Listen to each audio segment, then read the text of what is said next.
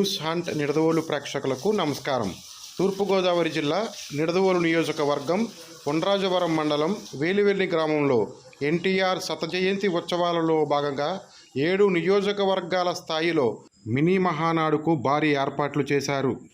ఈ కార్యక్రమాన్ని పెద్ద ఎత్తున నిర్వహించేందుకు నిడదవోలు నియోజకవర్గం తెలుగుదేశం పార్టీ ఇన్ఛార్జ్ బూరుగుపల్లి శేషారావు ఏర్పాట్లు చేస్తున్నారు.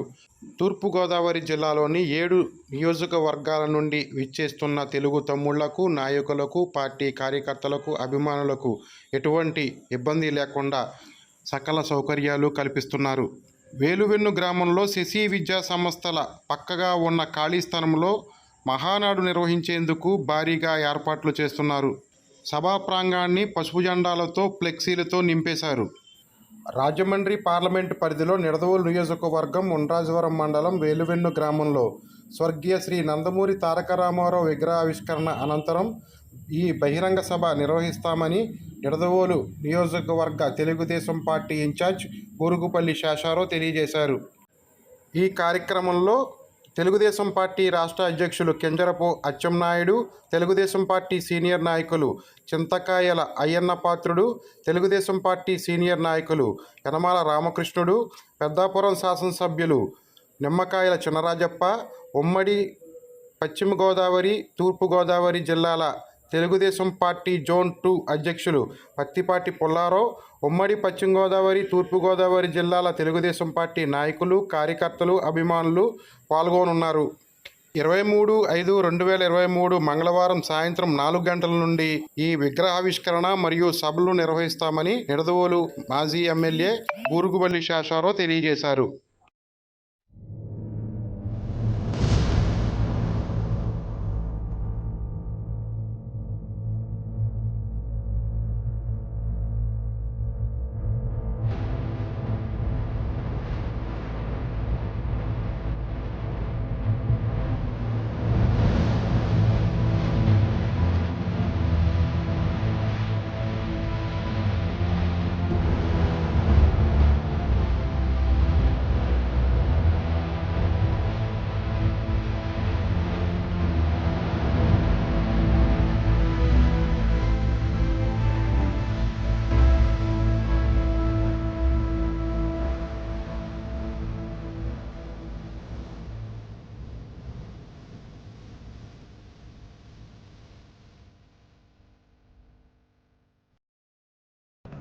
తూర్పుగోదావరి జిల్లా నిడదవోలు నియోజకవర్గం ఉండ్రాజవరం మండలం వేలువెన్ను గ్రామంలో ప్రస్తుతం మనం ఉన్నాం.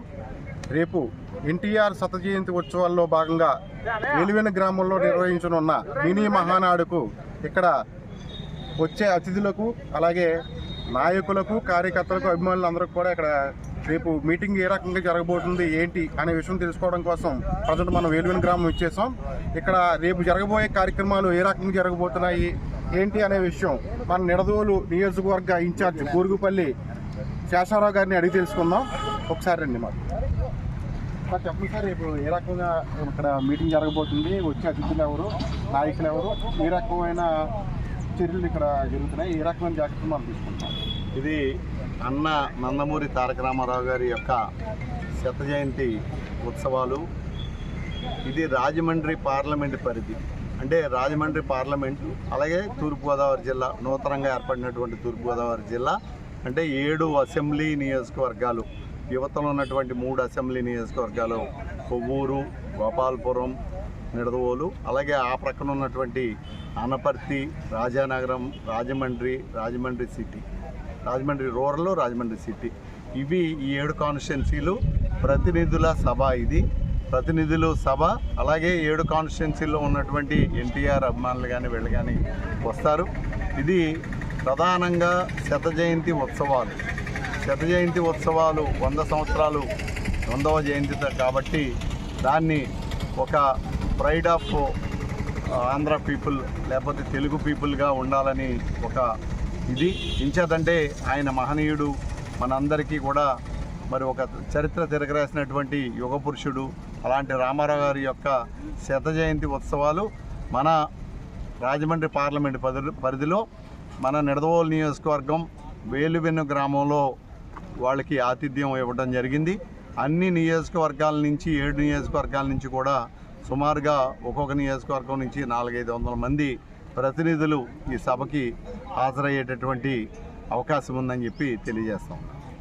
సార్, అలాగే రేపు జరగబోయే ఈ మహాసభకి మన అతిథులు ఎవరైతే ముఖ్యంగా వస్తున్నారో వాళ్ళని కూడా ఒకసారి మీరు తెలియపరచాల్సిందిగా కోరుతున్నాను. యాక్చువల్గా రాష్ట్ర పార్టీ అధ్యక్షులు శ్రీ కింజరపు అచ్చెన్నాయుడు గారు, అట్లాగే మనకి జోన్ 2 చైర్మన్గా అధ్యక్షులుగా ఉన్నటువంటి శ్రీ పత్తిపాటి పుల్లారావు గారు, అలాగే స్థానికంగా మన రాజమండ్రి పార్లమెంటు అధ్యక్షులు కేఎస్ జవహర్ గారు, అట్లాగే వారితో పాటు మన ఉమ్మడి పశ్చిమ గోదావరి జిల్లాల యొక్క అధ్యక్షులు ఉన్నారు. అలాగే ఇప్పుడు నూతనంగా ఏర్పడిన పశ్చిమ గోదావరి జిల్లా అధ్యక్షులు శ్రీమతి తోట సీతారామలక్ష్మి గారు, అలాగే శ్రీ గన్ని వీరాంజనేయులు గారు, అటు ఏలూరు జిల్లా యొక్క ప్రెసిడెంట్గా ఉన్నటువంటి గన్ని వీరాంజనేయులు గారు, వీరందరూ కూడా పాల్గొనడం. అదే కాకుండా ఎన్టీఆర్ గారికి సమకాలీకులైనటువంటి పెద్దలు నాయకుల్ని పిలవటం జరిగింది. ఒకటి యనమల రామకృష్ణుడు గారు, అలాగే ఇంకొక ఆయన చింతకాయల అయ్యన్న పాత్రుడు గారు, అట్లాగే మన చిన్నరాజప్ప గారు, అలాగే బుచ్చి చౌదరి గారు, వారితో పాటు మన ఎమ్మెల్సీ షరీఫ్ గారు, వీరందరూ కూడా ఆయన సమకాలీకులు కాబట్టి వారిని కూడా ఇక్కడికి ఆహ్వానించడం, వారిని గౌరవించడం జరుగుతుందని చెప్పి తెలియజేస్తాం. సార్, అప్పుడు అలాగే మన వేలువెను గ్రామంలో ఏర్పాటు చేసినటువంటి ఎన్టీఆర్ విగ్రహానికి ఎన్ని గంటలకి ఆవిష్కరణ చేస్తారు? అది దాన్ని బట్టి మీ ప్రణాళిక ఏ రకంగా ఉండబోతుంది? ముందు ఎన్టీఆర్ విగ్రహాన్ని ఆవిష్కరించిన తర్వాత కార్యక్రమాలు మొదలవుతాయా, లేదా సభ నుంచి మధ్యలో వెళ్ళి ఆవిష్కరణ చేస్తారనే విషయం కూడా కొద్దిగా తెలియదు. యాక్చువల్గా ఎన్టీఆర్ గారి నందమూరి తారక రామారావు గారి విగ్రహావిష్కరణ కార్యక్రమం కూడా ఇందులో భాగంగా ఉంది.